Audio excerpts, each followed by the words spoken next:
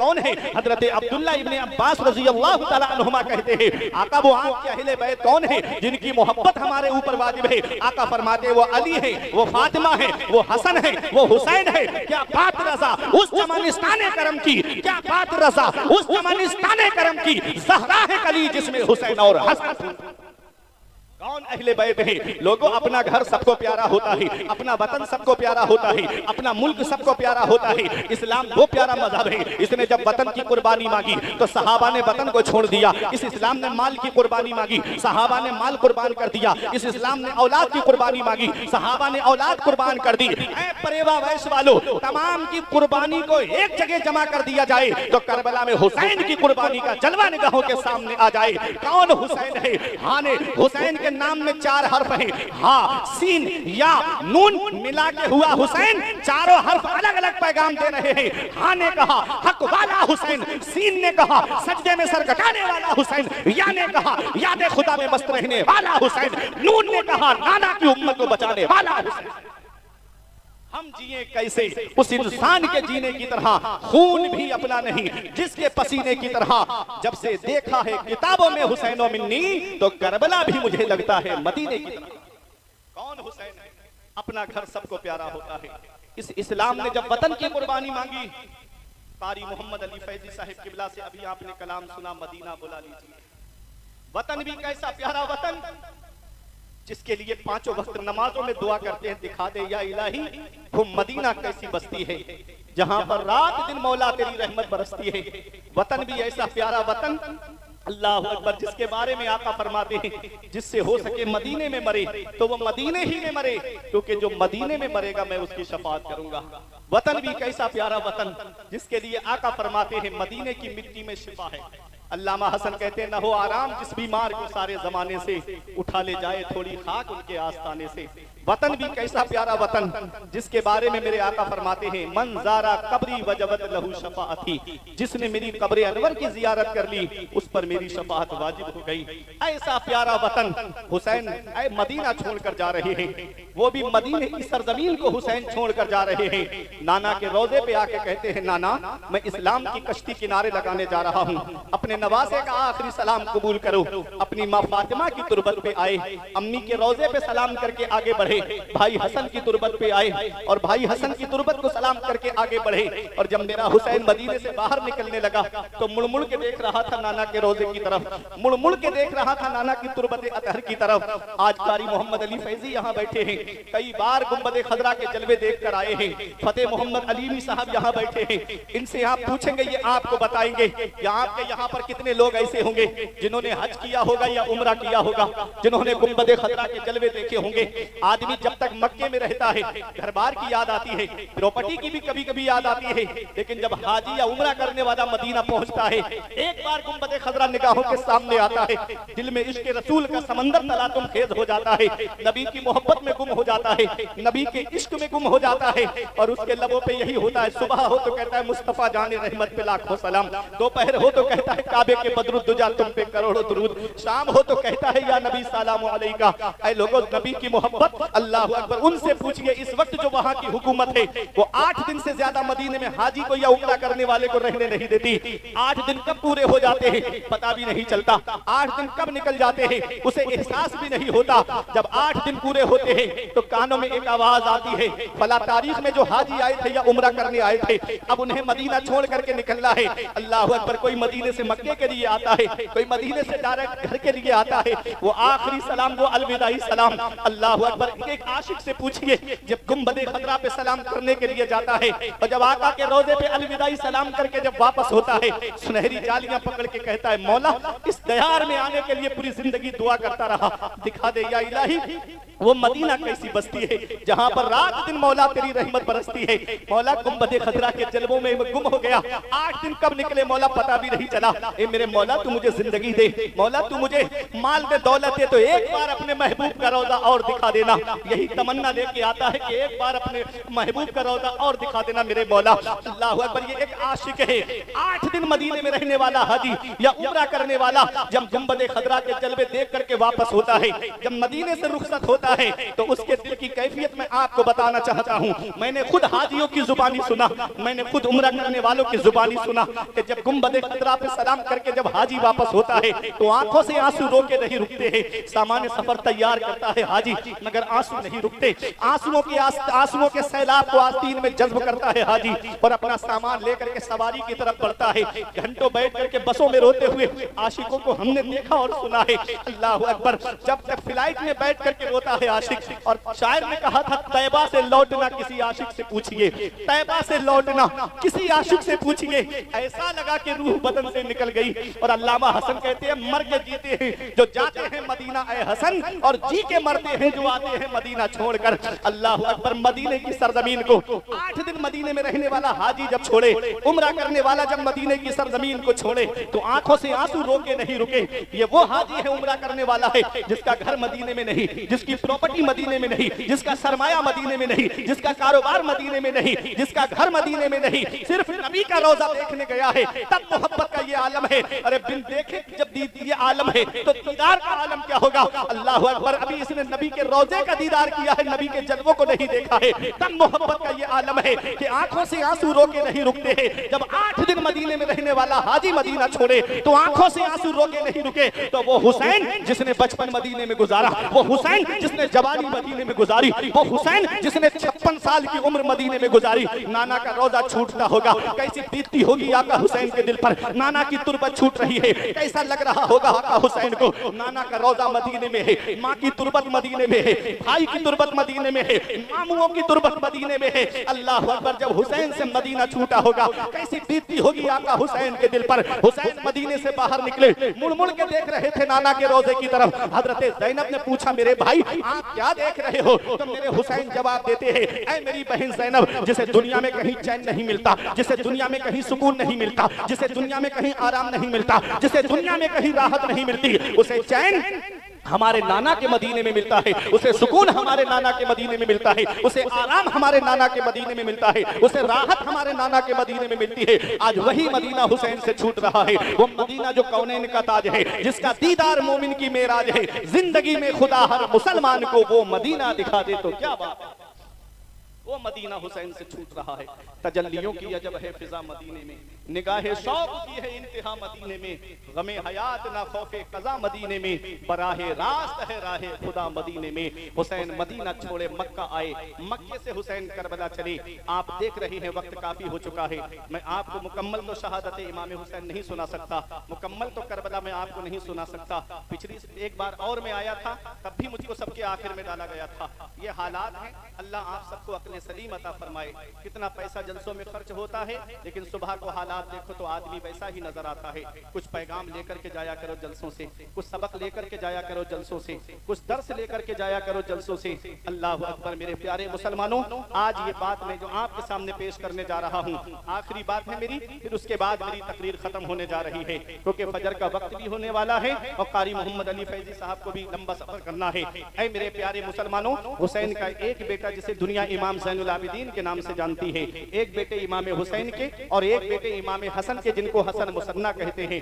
ऐ लोगों, इमाम हसन मुसन्ना से हसनी सैयद चले हैं और इमाम हुसैन के बेटे इमाम ज़ैनुल आबिदीन से हुसैनी सैयद चले हैं। ये दो से नस्ल चली है मेरे आका की। और याद रखना दुनिया वालों, आज दुनिया का हाल तो ये है कि आप तारीख उठा करके देखो, यजीद के 14 बेटे और 6 बेटियां तारीख में बताई जाती हैं, और हुसैन का एक बेटा करबला के मैदान से वापस आया है। पूरी दुनिया का सर्वे कर लीजिए, आपको यजीद की नस्ल ढूंढे से नहीं मिलेगी, और हुसैन का एक बेटा करबला के मैदान से आया है। दुनिया का कोई कोना ऐसा नहीं है जहां मेरे हुसैन की नस्ल मौजूद नहीं है, जहां सैयद मौजूद नहीं है, जहां आले रसूल मौजूद नहीं है। उधर ना तीर ना खंजर कमान बाकी है, इधर हर एक दहन में जुबान बाकी है। अजीब जंग है वो जंगे करबला, जिसमें हुआ जो कत्ल वही खानदान बाकी है। अजीब जंग है वो जंगे करबला, जिसमें हुआ जो कत्ल वही खानदान बाकी है।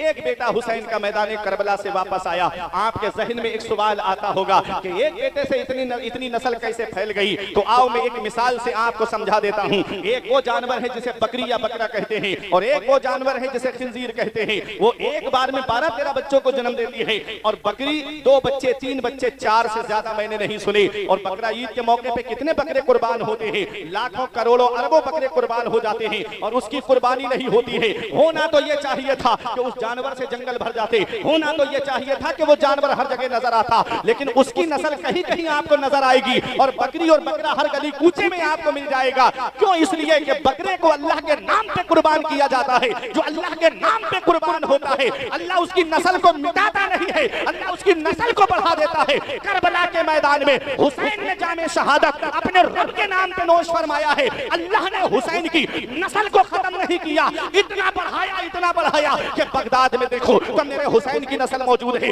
अजमेर में देखो तो मेरे हुसैन की नस्ल मौजूद है, कलियर में देखो तो मेरे हुसैन की नस्ल मौजूद है, कि छौछा की सरजमीन पर देखो तो मेरे हुसैन की नस्ल मौजूद है, देवा की सरजमीन पर देखो तो मेरे हुसैन की नस्ल मौजूद है। आज पूरी दुनिया में सैयदों की शक्ल में मेरे हुसैन की नस्ल मौजूद है। हुसैन से जो मिली है उड़ान रखते हैं, हम अपने पांव तले आसमान रखते हैं, और यजीद जैसे भिखारी की हैसियत क्या है, हुसैन सबसे बड़ा खानदान रखते हैं।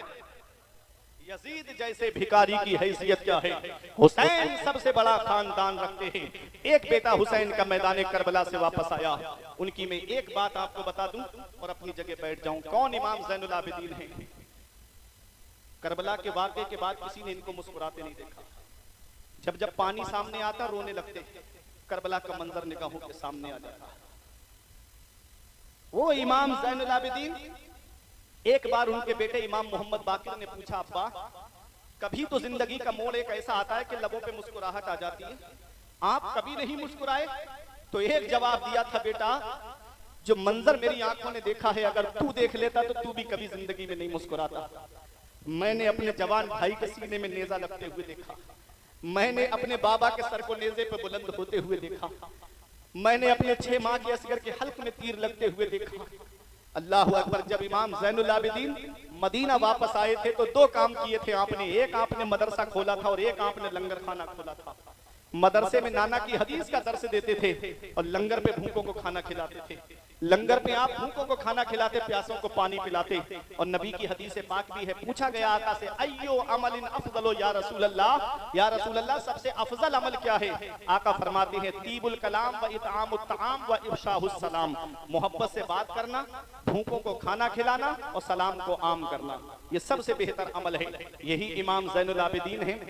अल्लाह अकबर। मदीने शरीफ में तकरीबन 100 के करीब परिवार ऐसे थे जिनका टोटल खर्च इमाम ज़ैनुल आबिदीन उठाए हुए थे, और किसी को नहीं पता था कि उनके घर पे खाना कौन पहुंचा देता है, ये राशन की किट कौन उनके घर पे पहुंचा देता है।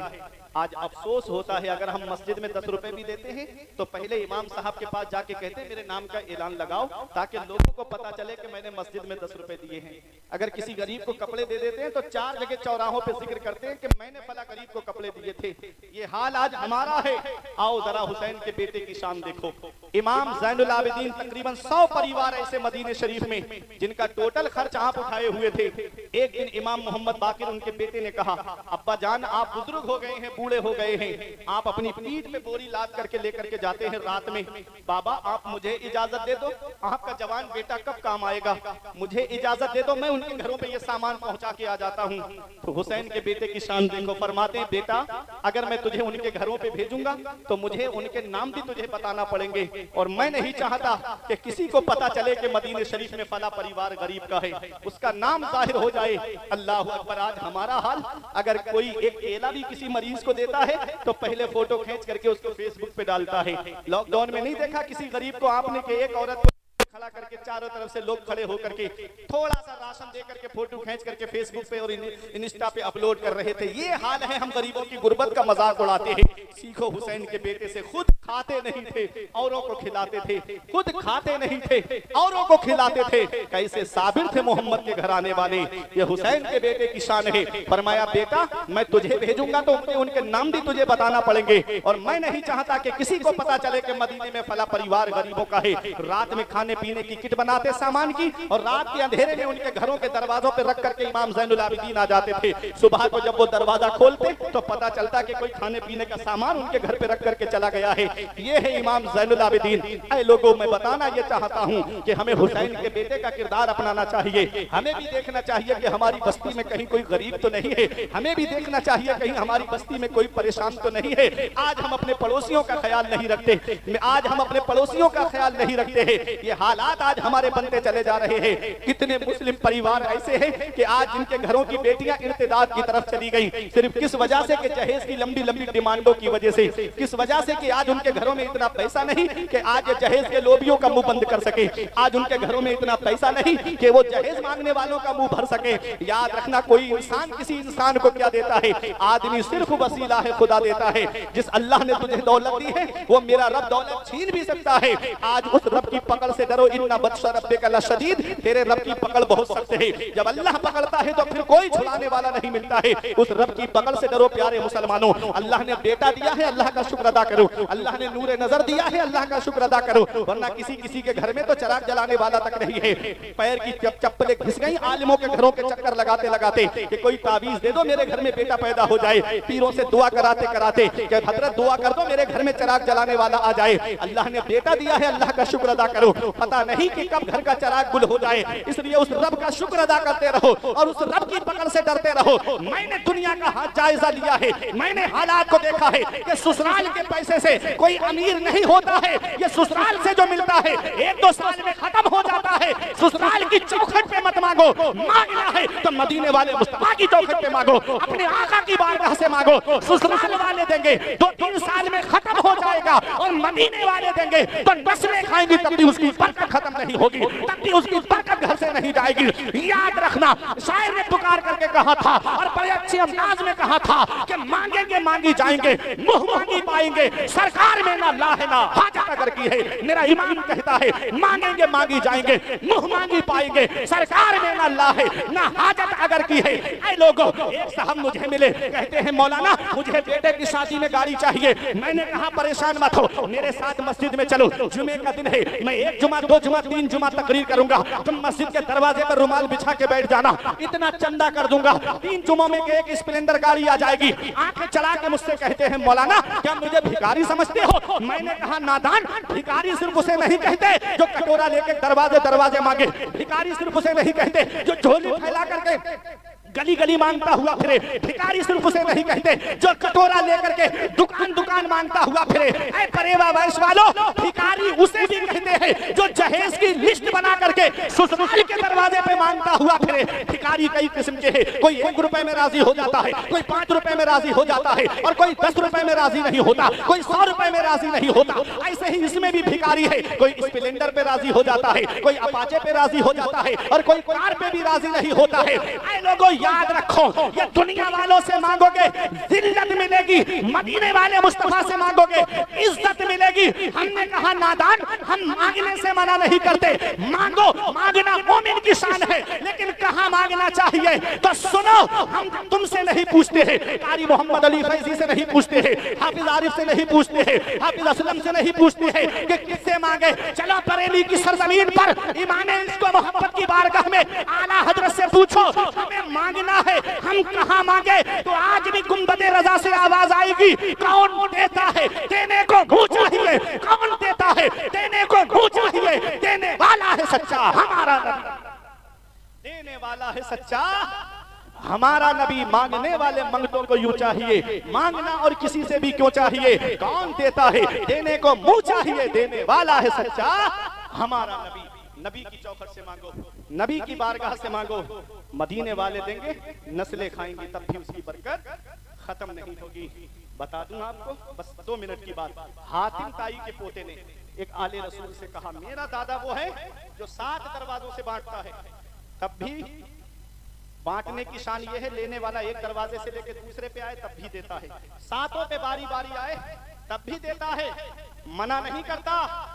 तो आले रसूल ने कहा वो तेरा दादा है जो 7 दरवाजों से बांटता है तब भी साहिल की तमन्ना पूरी नहीं होती।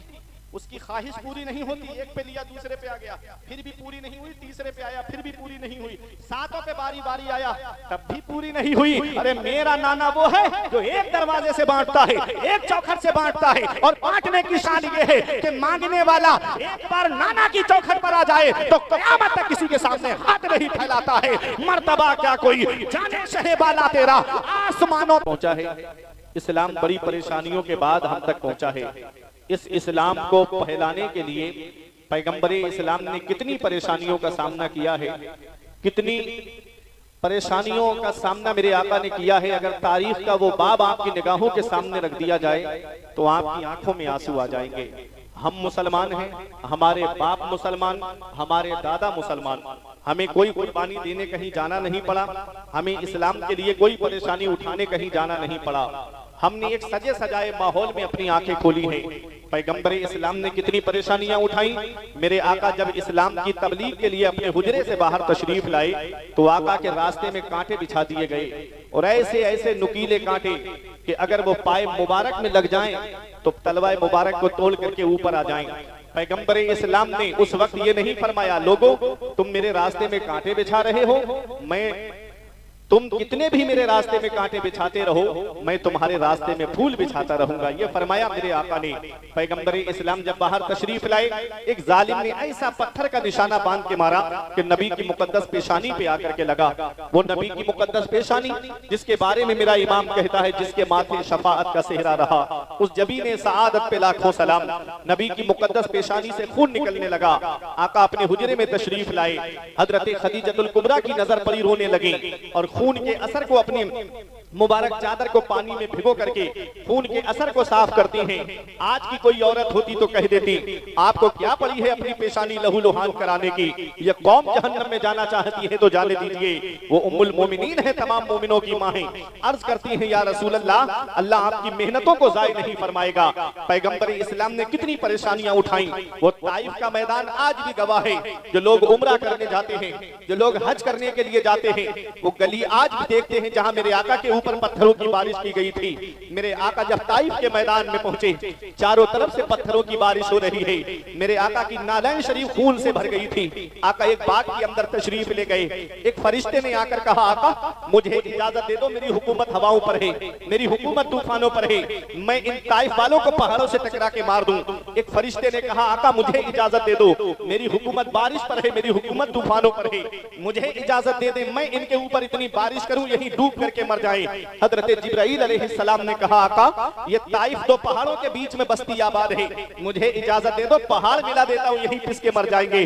तो आका ने इरशाद फरमाया फरिश्तों मैं इस दुनिया में कहरो गजब बनकर नहीं आया हूं, मैं तो रहमतुल लिल आलमीन बनके तशरीफ लाया हूं, मैं तो सारे जहान के लिए रहमत बनके तशरीफ लाया हूं। कितनी परेशानियां उठाई मेरे आका ने इस इस्लाम की खातिर। नबी ने मक्का छोड़ा, मदीने में आए, तब भी मेरे आका को चैन से बैठने नहीं दिया। कभी जंगे बदर हो रही है, कभी जंगे उहुद हो रही है, कभी जंगे खैबर, कभी गज़वाए तबूक। अल्लाह अकबर। जब सन हिजरी 8 आती है और जब नबी ने मक्के को फतह किया है, मेरे आका 10,000 सहाबा का लश्कर लेकर के जब मक्के में दाखिल होते हैं, फातिहाना शान से मेरे आका तशरीफ लाए हैं। हजरत सैफुल्लाह खालिद इब्न वलीद की जुबान से निकल गया अल यौम यौमुल मलहमा, आज का दिन बदला लेने का दिन है, आज का दिन खूनेजी करने का दिन है, आज चुन चुन करके मारने का दिन है। आका फरमाते हैं ओ सैफुल्लाह खालिद इब्न वलीद, ये ना कहो कि आज का दिन बदला लेने का दिन है, ये कहो अल यौम यौमुल मलहमा, आज का दिन रहम करने का दिन है, आज का दिन तो माफ करने का दिन है। वो भी निगाहों के सामने खड़े हैं जिन्होंने नबी के सगे चचा हजरत अमीर हमजा को शहीद किया था, वो भी निगाहों के सामने जिन्होंने नबी के सगे चचा का मुसला किया था। आज हमारे घर में अगर कोई किसी पे जुल्म कर दे तो जब उसका परिवार हमारे सामने आता है, हमारे दिल में खून जो है जोश, हमारे जिस्म में खून जोश मारने लगता है कि हम इससे बदला लेंगे, इसने मेरे परिवार को सताया है। आज जरा जरा सी बातों पे हम रिश्ते तोड़ देते हैं, आज जरा जरा सी बातों पे रिश्ते खत्म कर देते हैं। आओ जरा पैगंबर इस्लाम की शान देखो, आज जिस नबी की मोहब्बत में तुम यहाँ पर आए हो उस नबी का जरा मकाम देखो। पैगंबर इस्लाम के सामने निगाहों के सामने तमाम लोग हैं। मेरे आका फरमाते क्या सोचते हो मेरे बारे में? सबने एक जुबान होकर कहा था आप करीम इब्ने करीम हैं, आप सखी इब्ने सखी हैं, हमने आपको करम करने वाला पाया है। आका इरशाद फरमाते हैं आज मैं तुम सबसे वही कहूंगा जो मेरे भाई यूसुफ ने अपने भाइयों से कहा था, ला तसरीबा अलैकुमुल यौम, आज तुमसे कोई बदला नहीं लिया जाएगा, तुम सबके सब आजाद कर दिए गए हो, तुम सबके सब माफ कर दिए गए हो। आला हजरत की नजर पड़ी, बरेली से पुकार के कहते हैं ये वही हैं जो बख्श देते हैं, ये वही हैं जो बख्श देते हैं। कौन इन जुर्मों पे सजा ना करे, दिल को उनसे खुदा जुदा ना करे, बेकसी लूट ले खुदा ना करे। ये मेरे नबी की शान है। पैगंबर इस्लाम ने इस इस्लाम को फैलाने के लिए कितनी परेशानियों का सामना किया। ऐ लोगों, जब ये इस्लाम दुनिया में फैल गया, सहाबाए किराम ने मशवरा किया था कि हमें जान मिली है नबी के सदक़े में, माल मिला है नबी के सदक़े में, औलाद मिली है नबी के सदक़े में। आका के घर में 2-2 महीने तक चूल्हा नहीं जलता है। हजरत आयशा सिद्दीक़ा रज़ी अल्लाह तआला अन्हा से पूछा गया, ऐ अम्मी जान जरा ये बताइए, उस वक्त जब आका दुनिया ज़ाहिरी से तशरीफ ले जा रहे थे तो उस वक्त चराग में जलाने के लिए तेल कहां से आया? हजरत आयशा सिद्दीक़ा कहती हैं उस वक्त तेल होता तो हम चराग में नहीं डालते बल्कि उसको पी जाते।